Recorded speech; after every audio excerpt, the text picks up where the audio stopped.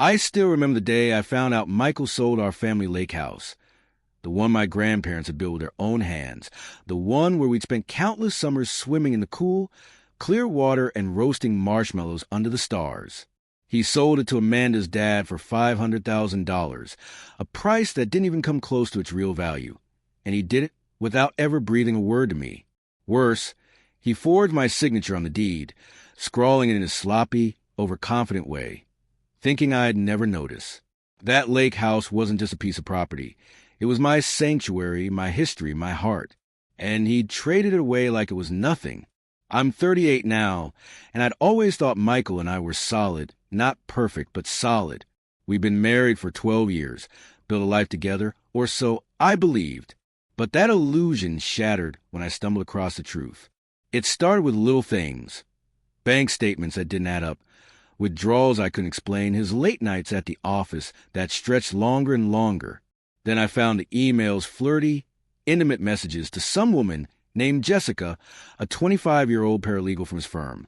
My stomach churned as I read them, each word a knife twisting deeper. He'd been cheating on me, and not just with his body, but with our entire life. The lake house sale was just a final blow. I didn't scream or cry when I confronted him. I couldn't. The betrayal had hollowed me out, left me numb. Instead, I took everything I'd found, the emails, the bank records, the forged deed, and marched straight to my lawyer, Thomas. He's an old friend from college, sharp as a tack, and when I laid it all out for him, his jaw tightened.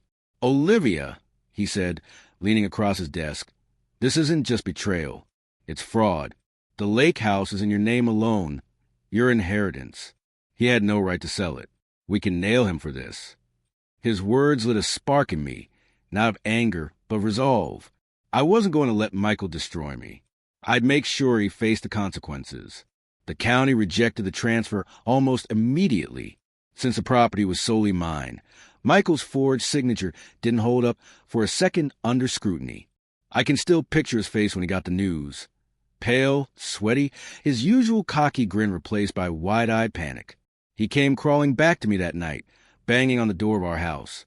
My house now, begging me to fix it. "Olivia, please," he stammered, his voice cracking. "I didn't mean for it to go this far. I'll lose everything if Amanda's dad comes after me for the money." I stood there, arms crossed, staring at the man I'd once loved, now reduced to a desperate mess. I didn't yell. I didn't need to. I just held up the folder of evidence. Copies of his emails, the forged deed, the bank transfers, and watched him shrink. "You did this to yourself," I said quietly. "Deal with it." Amanda, his little sidekick in this mess, didn't stick around long either. She'd been all too happy to play along when she thought Michael was some big-shot wheeler-dealer. But when she found out the truth, that he lied about the lake house, about his finances, about everything, she was gone faster than you could blink. I heard from a mutual friend that she dumped him in a screaming match at a coffee shop, throwing a latte in his face for good measure. It almost made me smile, imagining him dripping with coffee, alone and humiliated. Almost. Michael's desperation spiraled from there. He'd taken the $500,000 from Amanda's dad and blown through most of it. On Jessica, on flashy dinners, on a new car he thought made him look young again. Now, with the sale voided and Amanda's dad threatening to press charges, he had to pay it back or face jail. I watched from a distance as he scrambled, selling his prized golf clubs, his watch, even his precious boat. He borrowed from anyone dumb enough to lend him money, racking up debts he'd never climb out of. I didn't lift a finger to help. Why should I? He dug this hole himself. The divorce was quick and clean. By then, Michael had no fight left in him.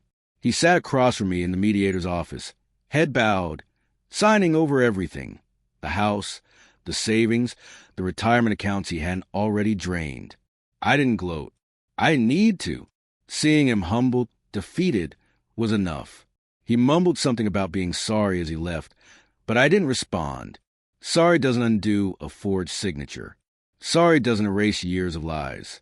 With Michael gone, I turned my focus to the lake house.